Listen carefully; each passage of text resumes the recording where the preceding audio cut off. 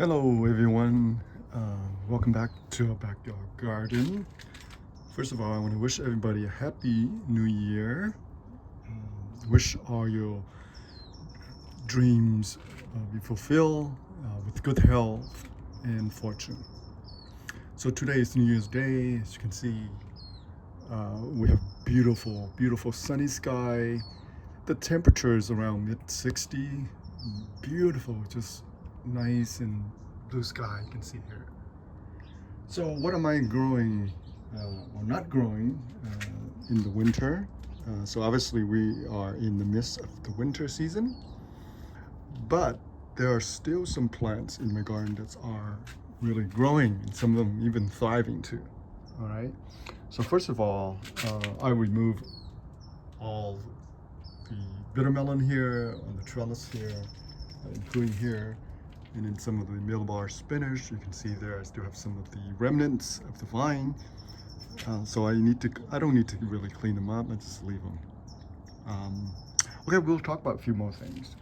But first of all, here, can you guys guess what are those? Yep, those are my tiny potato. So this is one of the potato variety. They grow in the winter. I don't know. See, they are very hardy plants. You literally can't kill them. Remember, this section here were covered by the bitter melon, so they couldn't grow. They couldn't grow. So once I remove all the bitter melon, as you can see, they just start growing and growing. All right, and then some of them I dug up and I just replant some of the potato right here. They're small. They're size like the tangerine, a little smaller. But sometimes I have the wild animal come here and start digging on the dirt, and that's why I have this kind of mesh here to protect the soil from the animal. Otherwise, they will dig up a lot of stuff. I think they are searching for worms and stuff like that. So that's why they like to come here and dig up a lot of stuff. So here on the end of the section here, as you can see here, these are nasturtiums. I believe they do climb, but then under the right condition, they can climb pretty significant, maybe up to 6 feet or even taller. I bought some seed before, I think 2-3 years ago. So now every year, I just have plenty of seeds. So I sow a lot of seeds here, literally. And I'll show you over there where I got the seeds from. But you can see they're already sprout. It's about a week ago when I sowed this. I just put a whole bunch of them. This guy, I planted maybe 2 months ago, and I forgot to water them. So it's kind of dry, so that's why they didn't grow as much. But once you give them a little bit of moisture and little compost and soil to cover up their roots here, they'll grow pretty fast. Okay, so all this are nasturtiums variety. I don't know, I need to remove this mesh here because they're gonna grow right through the mesh. But I'll have to leave this little protector here just to scare the critter, so they think it's some kind of trap. They're scared. They don't come by here and start digging up. So this section here don't get very much sunlight except for the reflected light, as you can see here from the wall, and bounce off to this wall. So what I'm looking at this way here, it's south side. So the house is literally facing south right here on the wall, right? The window here. So we get the best sunlight in the morning and also in the afternoon too. So there's plenty of bitter melon seeds on the ground, and I'll bet that by springtime, when the weather is warm enough, there'll be a whole bunch of bitter melon. And I'll probably gonna leave some of them and allow them to grow up to the trellis again. And by the way, this year I harvested a lot of bitter melon. with very little care, they just grow wild. All right, so moving along, we have some green scallion here. They, they tend to pull back a little bit, but they'll regrow. There's a lot of seeds here. The only trouble is that this section, actually throughout my garden, is very dry, very sandy. So that's the problem. They like a little bit of moisture. They like the loose soil, like moisture. Now the potato, they don't mind the loose soil. They can tolerate the drought very well. But once you water them, they'll grow like crazy. Okay. So moving right along here, yeah, like I said, we move all the sorrelli and the other variety as well, the green variety, and hopefully the seeds, some seeds here, plant seeds here, hopefully they will germinate soon. Move our spinach, and my pineapple here, I harvest the fruit. The fruit wasn't as big as I wanted. It's about size of maybe a grapefruit, maybe smaller. So you can see here, here's the cut here, okay. And then I take that cut and I replant them again in my at the other area of the garden. So pineapple, if you know anything about pineapple, it's actually related to some of this succulent, so they grow pretty well, okay.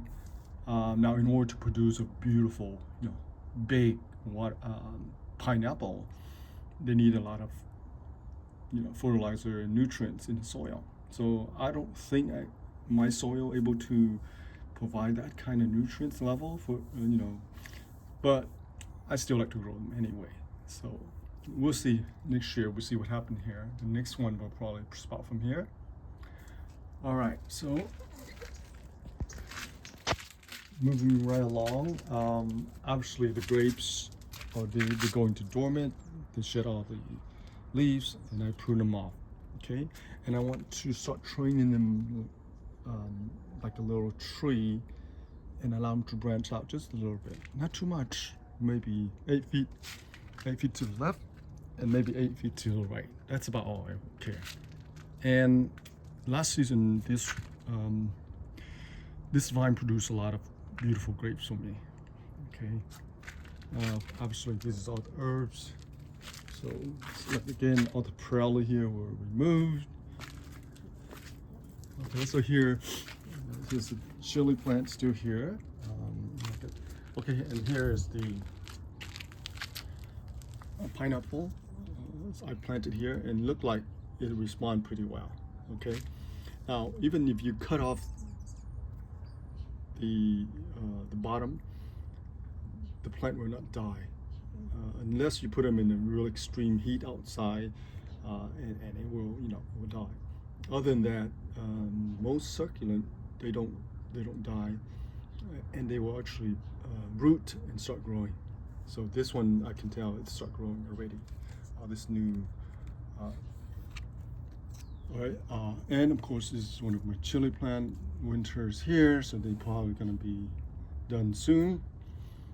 Look like those are some of the tomatoes. They won't be they're probably gonna be destroyed by the cold soon. Of course all my potted tree here, cherimoya, they don't go into dormant, but they don't grow during the winter. Most of them maintain and keep all the leaves. And of course all those are nasturtium, they are everywhere. Okay, cool. So this is all the seeds from the nasturtium. Look at that, there are literally thousands and thousands of seeds here. And look at this, they just grow everywhere. So I don't mind, I like them. If you want to remove them, pretty easy to remove. Okay, they just quite easy to remove. And I want to fill up the space, because anytime I have some empty soil, the wild animal will come and dig them up, okay? And as you can see here, talk about succulent, any of this thing drop and it'll produce a new plant. See that? And let me pick this one up, and you can see here it's already producing a little roots there. All right, and you can put in a pot and you start growing them. This is how the nursery grow them and sell them to the public. They put this into a nice 1-inch tiny little pot like this, and they feed them with decent good fertilizer, and within literally months or so they'll grow nice and big into something like this, and they can sell it for $5-6. Really profitable. And you can see here all my succulents, they just grow like crazy. All right, so here again, and I'm starting to do a lot of house plants. So I start growing a lot of philodendrons and anthurium. I start growing a lot of stuff like that. I start experimenting with a lot of moss pole, grow them indoor, and I'll probably do some bonsai as well. Besides gardening, vegetable gardening, I want to go into and expand a little bit of knowledge into bonsai and other house plant, because I don't have much room to grow stuff in my backyard soils. It's kind of again dry and very poor quality. If I'm going to grow anything again this year, this is just my thought. I'm probably going to grow them into in a big, large container. And this reminds me of my raspberry right there. I had it here somewhere, and it didn't survive because it's just so dry and so hot. And majority of the berries, they require more acidic soil. So this is very dry and chalky. So the soil is definitely not acidic. All right, so that's okay. Let me show you a few more things before we go. The guava tree obviously produce fruit, but the fruit is really done for the winter. It's damaged now. And here is the nasturtium. I'm telling you, they're about over maybe 3 feet tall now, and look at how beautiful they grow. They are very, very lush and bushy, and if you give them some little bit of support, like this little tomato cage here, they will grow beautifully. Okay, and I had to see, just happened to fall into this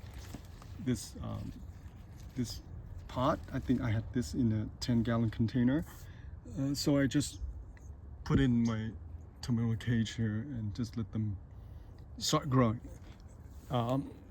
And that's how I had it previously in the other section of the garden.